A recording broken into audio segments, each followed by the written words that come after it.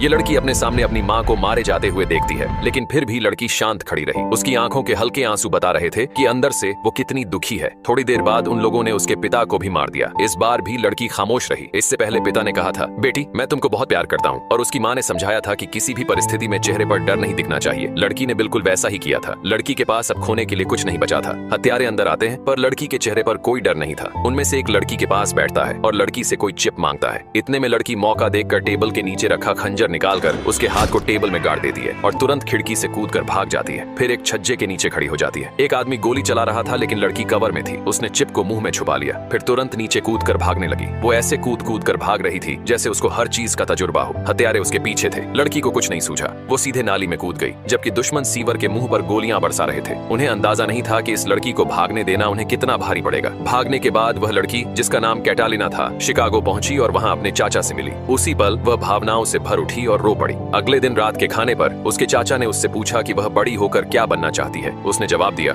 Hitman. वह अपने माता पिता की मौत का बदला लेना चाहती थी। 15 साल बाद 2 पुलिस वाले अपनी गाड़ी में खाना खा रहे थे, तभी एक कार आकर उनसे टकरा गई। एक नशे में और बेहद स्टाइलिश महिला बाहर निकली। पुलिस ने उसे पकड़ा और जब उसकी गर्दन में लटकता हार देखा तो पहचान लिया, वह वही लड़की थी, कैटालिना। पुलिस उसे जेल ले गई, जो कि कैटालिना की योजना का हिस्सा था। वह उसी रात एक कैदी की हत्या करना चाहती थी। रात में उसने ब्लैक ऑप्स सूट पहना, एक हेयर पिन से अपनी जेल की कोठरी का ताला खोला, दीवार पर लगे मॉनिटर को हटाया, एक चम्मच और पानी का गिलास लेकर बिजली के कमरे की ओर गई। उसने पहले वेंटिलेशन खोलकर बिजली के स्विच में चम्मच अटका दी, फिर गिलास में छोटा छेद कर दिया ताकि पानी धीरे धीरे गिरे और एक टाइमर जैसा काम करे। इसके बाद वह वेंटिलेशन शाफ्ट में चढ़ गई और घूमने वाले पंखे के पास इंतजार करने लगी। जैसे ही पानी चम्मच से टपका और बिजली के तारों पर गिरा, बिजली चली गई और पंखा रुक गया। उसने मौके का फायदा उठाकर अंदर घुस गई। उसी समय एक पुलिसकर्मी जो कैदी की निगरानी कर रहा था, वॉशरूम में गया। कैटालिना अचानक उसके पीछे से आई और उसे नीचे गिरा दिया। फिर उसने बेहोश पुलिस वाले को जेल के दरवाजे तक घसीटा, दुश्मन को बंदूक दिखाकर उसकी शर्ट उतरवाई और फिर उसे गोली मार दी। जब गोलियों की आवाज सुनकर बाकी पुलिस दौड़ती हुई आई तो उन्हें सिर्फ एक उलझा हुआ पुलिसकर्मी मिला, जिसके हाथ में बंदूक थी। छत पर कैटालिना का पीछा कर रहे पुलिस वालों से बचने के लिए वह बिल्डिंग की रेलिंग से लटक गई और फिर अपने सेल में लौटकर जल्दी से भेस बदल लिया। पुलिस की जांच के दौरान वह सबको चकमा देने में सफल रही। अगले दिन FBI इंस्पेक्टर रॉस शिकागो पहुंचे। उन्होंने मारे गए शख्स के शरीर पर लिपस्टिक से बनी एक ऑर्किड फूल की तस्वीर देखी। इससे उन्होंने अंदाजा लगाया कि यह काम किसी सीरियल किलर का है। ये 22वीं हत्या थी।